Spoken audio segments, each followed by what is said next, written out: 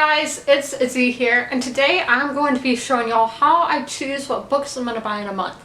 Now, at the start of this month, I posted a vlog. The last vlog from that trip will be up tomorrow, but I posted a vlog of me going to Books A Million and buying books. I told you in that vlog that a video would be coming out later this month.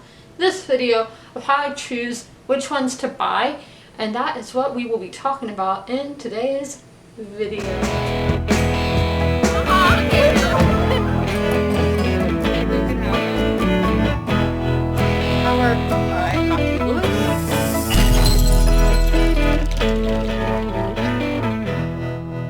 So Goodreads is how I find out about the majority of the books I read, or I find them out on BookTube and then look them up on Goodreads and add them to my TBR. So if you're wondering how I sort those books and all, I will probably make a video in the future about how I sort the books that I own versus the ones that I do not own. So I have, when you get a Goodreads account, you have a want to read list. Now there's books that I want to read that I own. Example, books on this shelf. I have not read those, but I want to. And then you can go to Barnes & Noble and there's a whole store of books that I want to read. I made a separate shelf. They're called shelves on this app.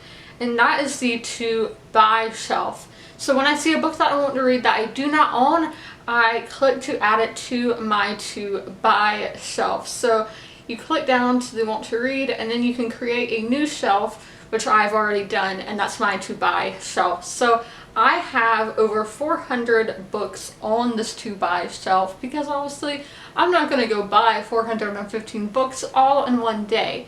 So what I do is I get 4 books a month that I will want to buy. So I either buy them at Barnes & Noble. Last month was Books A Million just because that was what was accessible to me.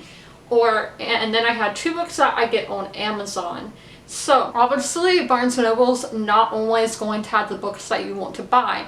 And as you all saw this month, they did not. They only had one of the books that I went there to buy. So what do I do if they don't have the books that I want to buy? And I totally left out a point. How I choose which books I'm going to buy, I go on a number generator, and I've kind of changed it up for September how I'm going to do it, and I will tell you all that. But I go and I do 1 to 415 and it gets me a number, and I go to that number on the to buy list and I add that book to my Barnes & Noble, what book I'll be buying at Barnes & Noble. So then I go do it again, and those are the 2 books that I'm going to buy at Barnes & Noble.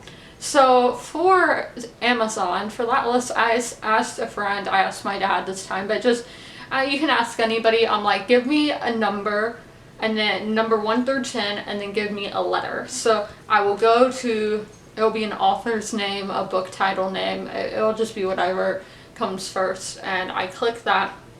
So let's say I get C9. So I'd go down to the authors that start with C, and I count 1, 2, 3, 4, 5, 6, 7, 8, 9, and whatever the 9th book is, I would add that to what I will buy from Amazon in September. So that is my new way of doing it. So what if I go to the bookstore and they do not have the book that I selected? I always have a backup plan, guys. So the book, if they don't have it, I take it off the list, and it will come up again one day, won't it? It'll generate that book again. So I used to just go and buy them on Amazon, but I don't want to be spending that much money buying all those books a month, even though I do buy quite a lot of books a month. I'm bad about this. And you could do this at a library too, just do a number generator, and you can go to the library and be like, okay, C9, it's whatever this name is, and you can just go find it at the library instead of finding it in a bookstore. I don't buy the book.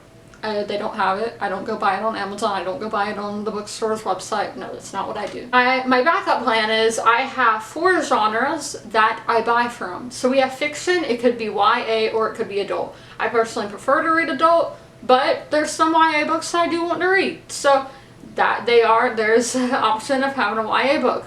Then the sci-fi fantasy section. I go and look there and see if there's any books that I want. I go and look at romance, which there's usually not as many books that I want to read in romance, but I still look.